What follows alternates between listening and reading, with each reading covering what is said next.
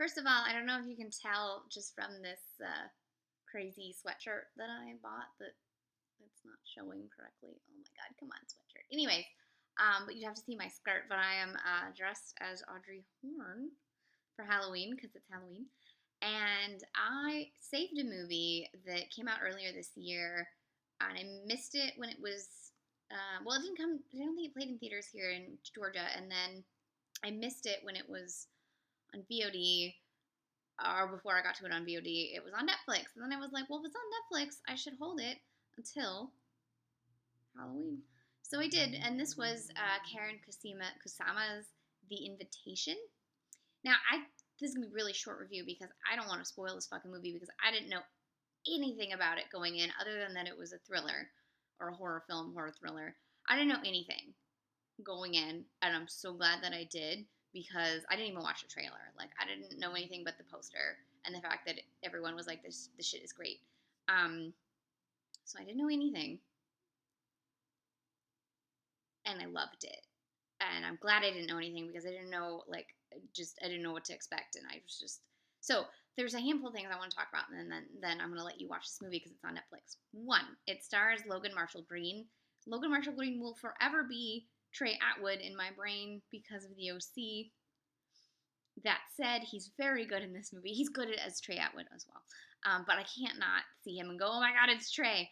So, but he's really good in this film. His girlfriend is played by Emayatzy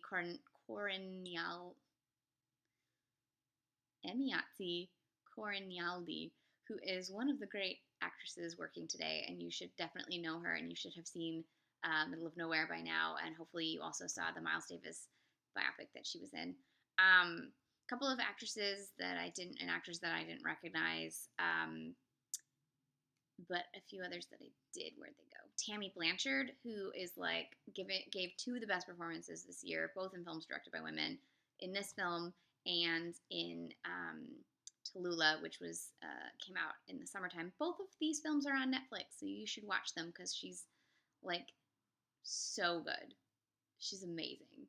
And then also Michelle Krusiek, who's in Saving Face, Alice Wu's Saving Face. She's fantastic in this. And then lastly,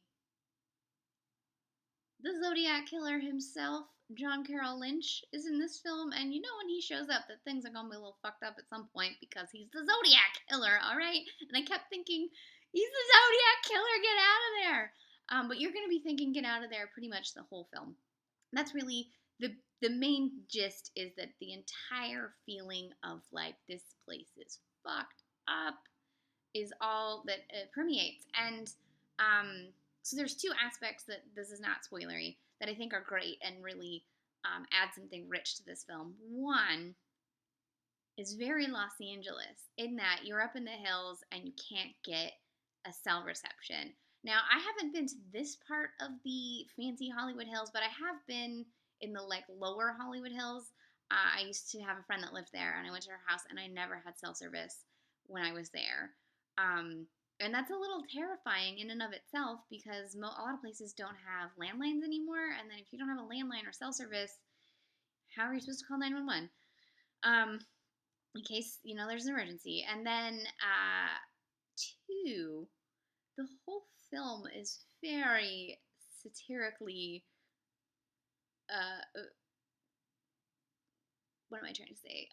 Savaging of Los Angeles and Los Angeles culture.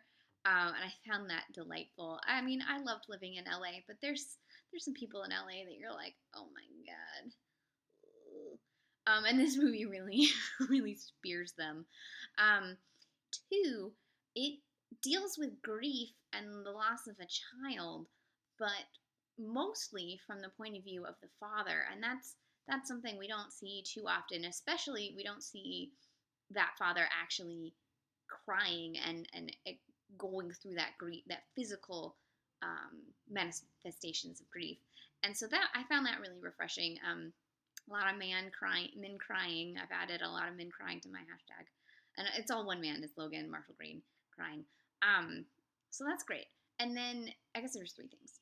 Two, it's a very diverse cast. Obviously, you've got it's maybe about half white people, but Michelle Krusiek and the character named Choi. They're both Korean American.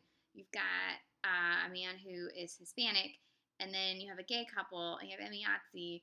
You have just a nice array of like what you would expect for a large friend group in Los Angeles. And I appreciate that because so many times I'll watch Los Angeles movies and they're all white, and I'm like, no way in hell you've lived in Los Angeles for 10 years and all your friends are white. Like, unless you're super fucking racist, because there's any place you are in LA, any job that you're at, any group that you might be a part of is not all white. Los Angeles is so diverse. And so I hate when I see Los Angeles movies that aren't diverse. So props for having a very diverse cast. And then the third thing, that was the third thing. That was the third thing. Okay, that was three things. Those are the three things. I don't want to spoil this movie. It's a horror thriller. It's very thrilling. I was like terrified through the whole thing, and I kept screaming at the. I don't want to tell you what I was screaming, but I kept screaming at the screen. I'm really glad I watched this at home, because if I watched it in the theater, I would have been like, "What are you doing?" the whole time. Yes. So I really, really loved this movie. I'm glad I waited till Halloween to watch it. But just because horror month is over does not mean you don't have to watch this film. You should watch it. And watch Tallulah also, so you can see these two just spectacular performances from Tammy Blanchard this year. She'll probably be ignored by awards because both her films were VOD films with limited theater play, which is dumb because VOD means more people have the option to see it because they pay less and they can watch it from home. And those performances can be just as freaking amazing, and she's just great. So go her. So anyways, this is Karyn Kusama's The Invitation. It's from 2016, although it's been kicking around festivals for the last year, but it's released in 2016. It's so good. Don't watch the trailer. Just go in and watch it. It's a solid 100-minute film. Builds the tension the whole time. Fantastic.